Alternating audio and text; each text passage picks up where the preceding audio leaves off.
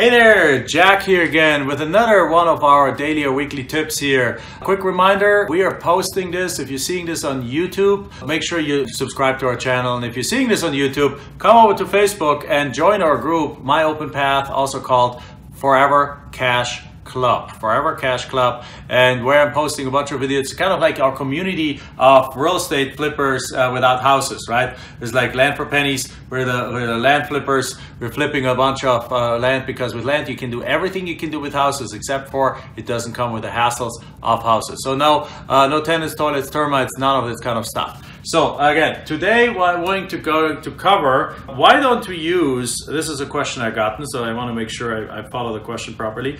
Why don't you use a one-page sale agreement when you sell?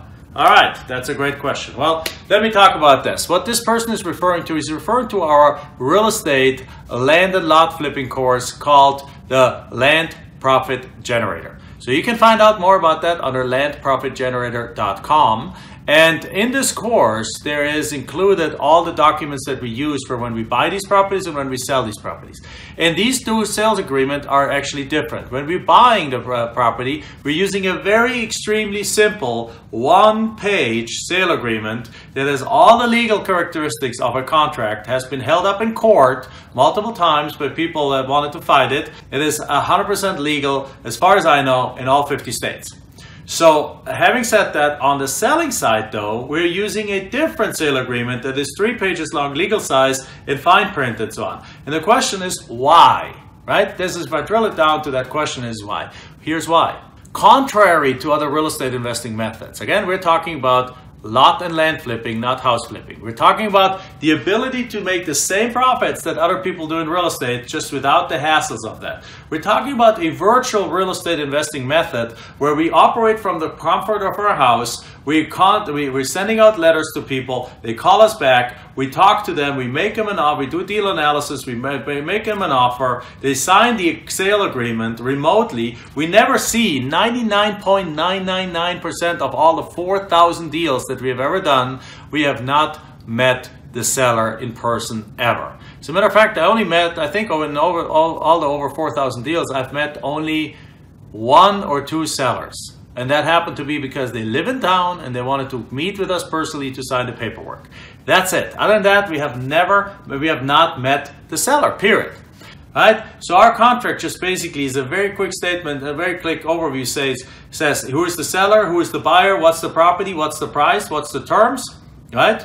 How we can back out of the contract. It has by when the contract expires, by when close of escrow happens, if there's an escrow deposit or not. Actually, there's not anything in there. And it has the signature. That's it. There might be a couple of more things in that contract, but that's it. It's a bare bones but well written sale agreement that makes it extremely simple for the seller, and that's the key. Extremely simple for the seller to go look at it, read it line by line, and actually understand it.